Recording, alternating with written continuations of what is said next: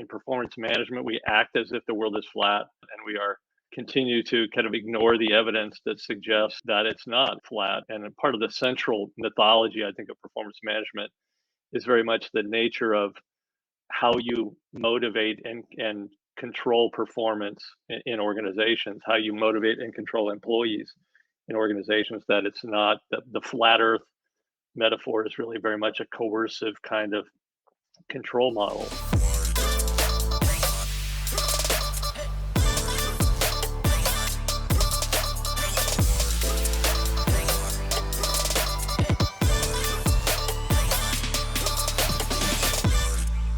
Performance management is very much stuck in the past. The image here is intentional, that we are living in the dark ages in many ways.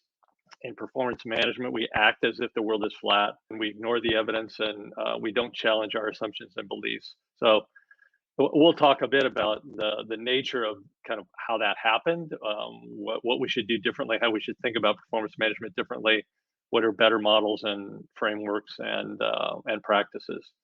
And to be clear, we've been at this for a long time.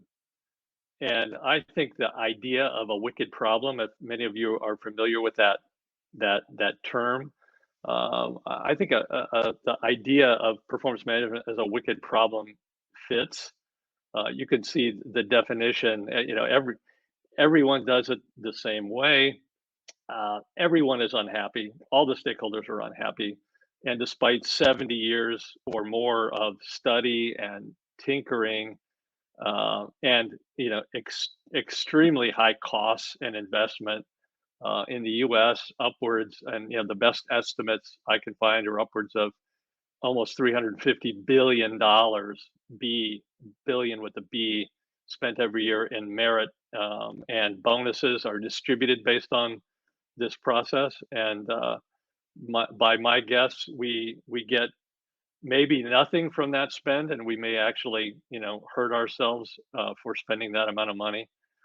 So lots and lots of study and tinkering and very little improvement. And very strong forces holding this in place. Those of you who've tried to change it know exactly what I mean. That there are very formidable dynamics that are keeping the status quo in place. And so the point of this is it's going to be very difficult to change. So for excuse me, for those of you who are kind of looking for low-hanging fruit here, there isn't any. This is going to be hard to actually transform. So we have to kind of be prepared for this kind of change. Okay, so let's kind of start at the beginning, which is where most of the problems are with performance management. What is performance management for? And despite what we say, despite what academics say, despite what companies say, and many of them say that, well, it does many things for a company, to help create direction and develop employees, make decisions about them, provide information, and so on. The real answer is it's really about one thing. It's about pay distribution and pay differentiation and reward distribution. This was the number one purpose in the research that Edie Goldberg and I did a couple years ago to prepare for a chapter that we wrote on performance management. Others, Willis Towers Watson, benchmarking work, World at Work's benchmarking work, all show that the primary purpose of performance management in organizations is reward distribution. The experts agree. I could have kind of put 5 or 10 quotes from important papers that people have written that all suggest, like this quote from a call for papers for a special journal focused exclusively on performance management that would provide kind of the newest and latest thinking. Even they, in fact, in their preparation for potential authors, suggested that we all know that performance management is in the business of evaluating and compensating employees. And it was very clear to me that they were not interested in entertaining any ideas that were contrary to that. So The problem with this is it constrains our thinking in terms of how you solve it. And so part of the question is, well, how did this happen? How did this, why is this the case, and how did this become the case? So a little history lesson, and we, obviously we don't have time to go into depth here, but um, where did the rise in pay for performance, kind of the marriage between performance management and rewards, come from? Where did that happen? How did that happen? And the reality is, the science has always been there. The theories that are behind all of these, pay practices and performance management practices have always been there, from classical kind of stimulus response psychology, and classical economics, and um, and the, early scientific management, and political philosophy around, are people basically bad or good? Most of the sense is they're mostly bad, they're mostly lazy, that we need incentives and threats and carrots and sticks to motivate them and align their interests with those of the company, and that behaviors, is a function of its consequences. So the job for performance management and rewards is to apply consequences. So that was part of it. It's always been there.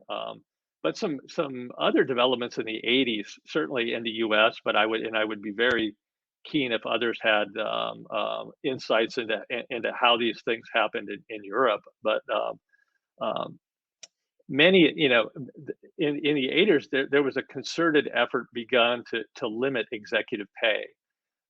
And lots of these efforts through disclosure rules for proxy statements, disclosing the roles for the top five executives, and also tax law changes in the US in the early '90s that limited the deductibility of executive pay unless it was tied to performance.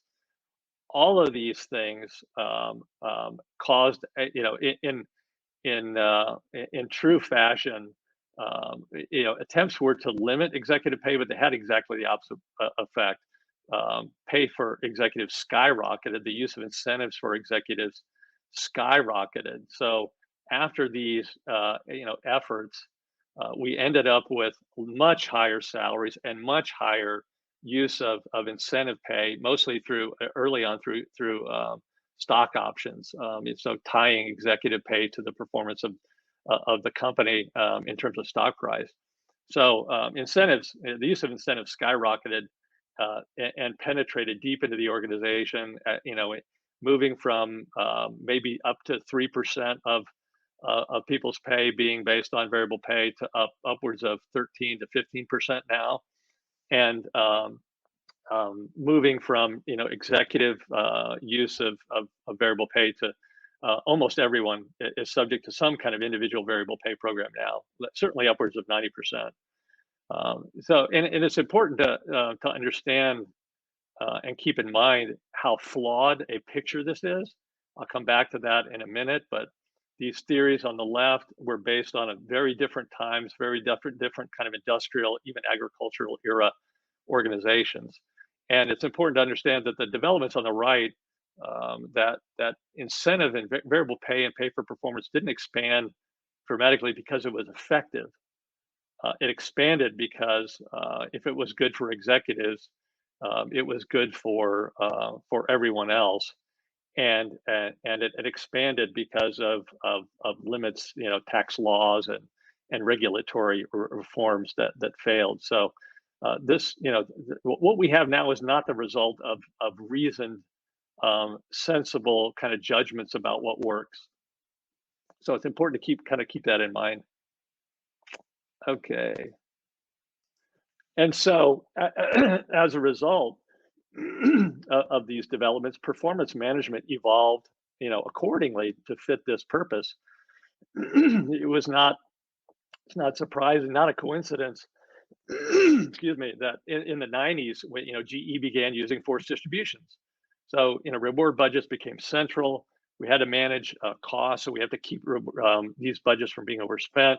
We need a forced distribution system and calibration to do that. Lots of focus on ratings. We can't get rid of ratings. it changed the feel for this process, and it dramatically increased the problems related to this process, related to the perception of unfairness, the perception of inaccuracy in ratings, and the dramatic perceptions, increase in perceptions of inequality in this process, and the inequality in the judgments that are driving this process. Okay. And so, this is a problem for us. Again, as I think Amy mentioned it at the beginning, the world is different now than it was in the 1930s, the 1920s. Basic from the industrial era, kind of assumptions and beliefs that are underpinning the model on the left. Performance management was really designed for that model, for a world that with very specific jobs, very simple jobs, routine jobs that remain kind of the same year to year, and where spans of control are small. We supervise. We can see everybody that reports to us. They're all in the same building, in the same office, and most of the people, excuse me, that are doing the work are people that we own. And it's a different world now, rapidly becoming a very different world where we're working in a more agile way. We're working more as teams than individuals. Jobs are much more complex now and much more dynamic.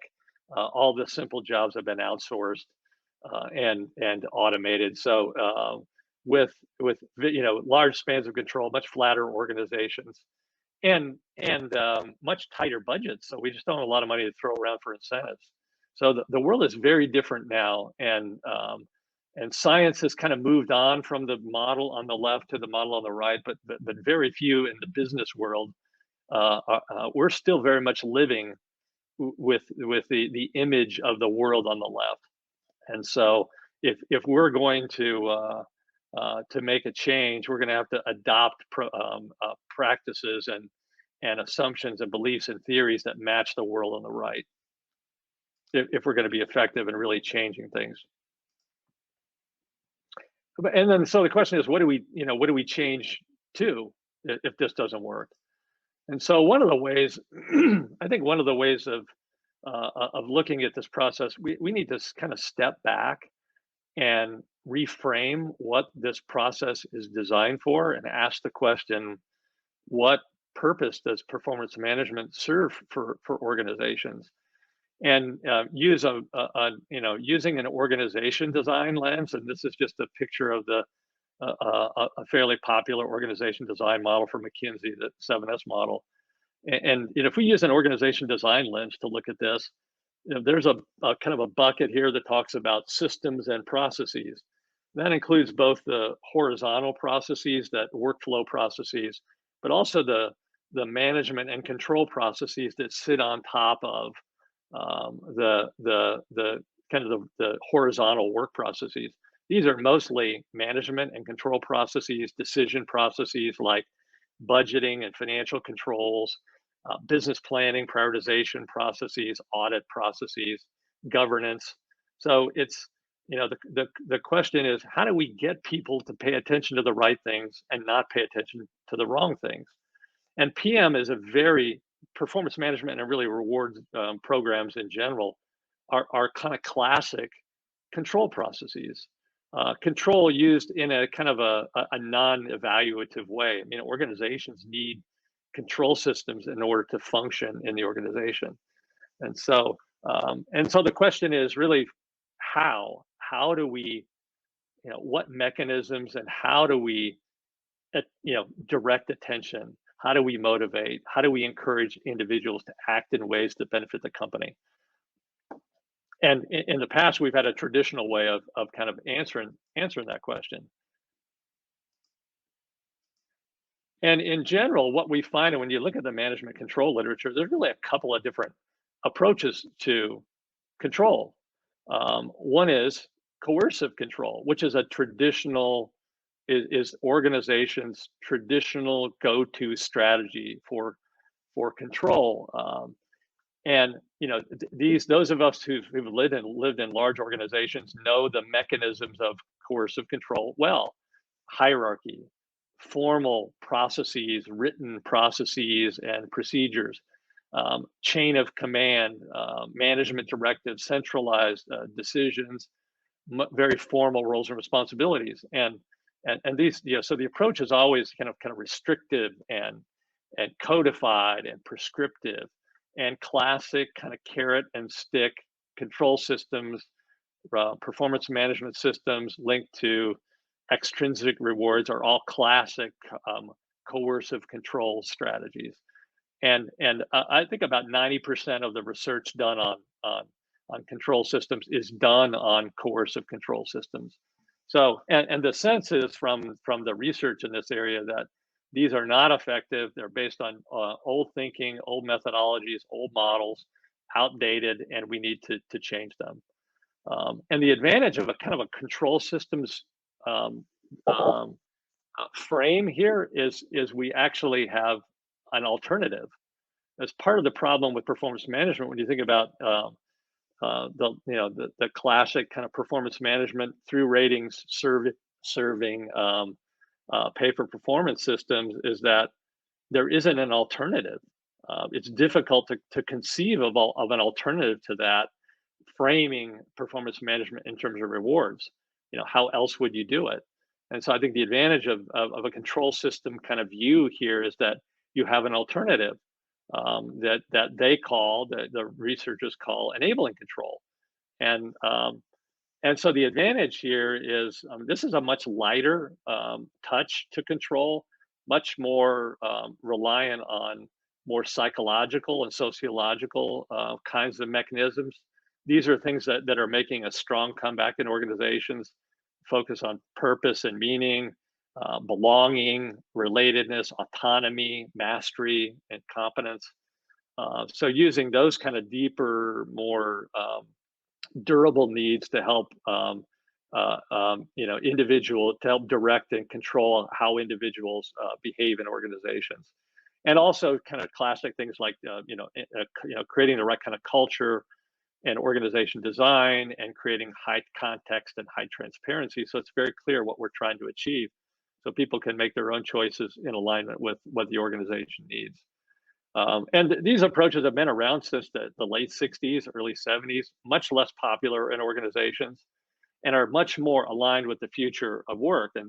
And this is the kind of the mandate in this area of study, is that we have to abandon these control mechanisms and processes on the left because they don't work. They're based on old thinking. They don't match the requirements and demands that we're facing now, which is much more complicated work. Much more team-based work, larger spans of control, difficult to supervise everybody, and half the people working for you, working on the things that you're doing, don't report to you, or aren't even owned by the organization anyway. So this is a much more sensible way to think about control in the future.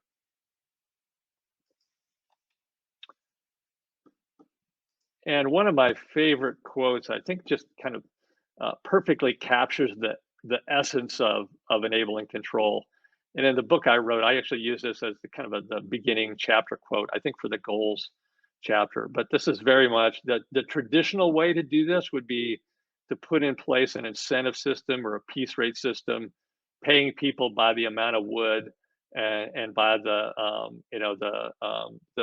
progress of kind of building the boat. But this is not what enabling control is about. It's about painting the picture and helping people understand what we're up to, what we're trying to achieve, getting them to internalize those goals, and then turning them loose to get it done. And so we need to do things differently. We need different models, different frameworks. This is a model that Edie Goldberg and I created again for this chapter we just wrote. So it kind of starts with, it starts with the name change. And a lot of people, I think, are including Better Works and others, are seeing the value of thinking about this differently. That people's performance doesn't need to be managed from the outside. That it needs to be enabled. So this needs to be about thinking about performance management and performance enablement in terms of, at the front, talking about the basic purpose of kind of providing direction, providing alignment, and providing support in the service of performance. So this brings performance back in instead of having it on the sideline behind rewards.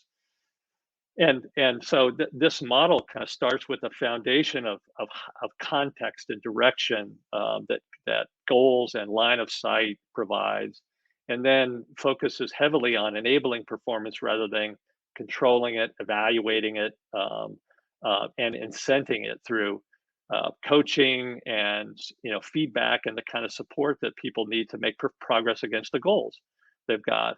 And then and development is a critical piece of this. You can't have long-term sustained performance without development, especially in a world where the half-life of skills is, a year or 2 years or 3 years. And then the other idea of this idea of the spiral nature of this, that kind of ongoing day-to-day enabling performance kind of helps build people's kind of self-concept, their increases their resources, increasing their confidence and self-efficacy, gives them the capabilities they need to continue to perform, at a high level, kind of day after day, building resources and this upward kind of virtuous spiral that helps people lean in, helps them take on more responsibilities. And it can also add, if not done well, and this is what we see in organizations now, is that it's also a vicious cycle where people, progress gets blocked. They don't get what they need in terms of help and support and feedback, and people begin to kind of, fall into more of a resignation and resentment pattern. They kind of spiral down, lose energy, lose commitment, and performance and motivation suffers. So we need different models, and we need practices like these on the right, that much more goal centric, much more continuous. This has to be done and embedded in the flow of work through our meetings, and especially at the team level. Much more focus on positivity and helping people make progress, and much simpler documentation, simpler technology, and then heavy manager support to get this work done. So this we need something very different than what we have now. Something very much embedded in the flow of work and not separated in terms of time and specific events, and not connected to pay. And so what you see that's missing here is all the bad stuff that we have to get rid of: ratings, individualistic pay for performance programs, and so on. And then one last slide, just to address kind of the elephant in the room. Well, what do you do with rewards, in all of this? And the answer is, I mean, it is difficult to reform performance management without reforming rewards. And so the idea is, we certainly need to disconnect them, but in many ways, disconnecting them is what a lot of organizations do. In time, they separate compensation from performance management in time, but they don't divorce them in terms of purpose. We need to divorce them, not just disconnect them. And really, we need to manage compensation without pay for performance and differentiation. And we need to motivate without money. And part of the way you do that is, well, I mean, it's four things. So it's pay people well. So, and think base and think market there instead of variable pay and incentives. And we need to grow people's pay over time. We need to give people market-based pay increases, give them cost of living increases, and promote them more quickly. Much more narrow banding allows more promotions, grow their pay that way. Pay the person rather than the position. And then also share the wealth, much more focus on organizational incentive programs rather than individualistic kind of incentive programs, profit sharing, gain sharing, stock ownership, and then heavy investment in all the things we know matter to people that are not financially related, like recognition and appreciation, like learning and development. People really want to get better. Let's give them access to all the learning and development opportunities they need. give them access to special assignments and lateral moves that really grow their skills and develop them. There are lots of things that people want that are not necessarily financially related. So, in the end, I mean, we have to reform rewards as well as performance management. And again, it's going to take time. It's going to be hard. But if we want to make management into a tailwind instead of a headwind, these are the things we're going to have to do. So that's it. If you want more, there's certainly more you can read from me. And if we have some time, we can go back and entertain questions. We had lots of questions. In fact, sure. I've done a few of these, and I don't think I've ever seen so many questions. So it's good. I think we've got time maybe for one before we get to Andrea's section. And there was a lot of chat, as you can imagine, about the not differentiating comp. Lots of comments on that, which you can read through. One of the ones that a few people kind of wanted you to elaborate on was what is the recommendation around this? Are you suggesting don't differentiate on comp? So you covered some of that in the last slide, but perhaps just chat a bit more on that. This is maybe the most important point, is that, I mean, the answer is and I've lived in organizations my entire career. I am not, despite what I say, I am not delusional. I do understand what this takes. The answer is we should still differentiate between employees based on base pay. And the key is to differentiate based on things that are legitimate and are perceived by employees as legitimate. People's credentials, the amount of experience, all those things we're going to treat people differently based on base pay, based on the market for their skills that they have and their position. But what we have to get away from is differentiation, and more radical differentiation based on individual factors like performance ratings that are terribly inaccurate, terribly unreliable, terribly unfair. And so the key is to differentiate based on things that are much more legitimate. And so and to reduce the amount of differentiation based on individual performance factors, because we don't measure those very well, and they're much more difficult to justify. And it's much more difficult to defend. Great, thank you for that. We've got so many more questions, and I've noted them all down in case we have time later, because Alan will be back for our panel discussion. So Alan, have a read through the chat and feel free to engage. I know Bruce and Mihai have been commenting on some of the questions. So thank you so much. Just one note to I feel free to reach out to me. This is really important to me. So reach out to me on LinkedIn, and I'm happy to kind of enter into a conversation about these topics.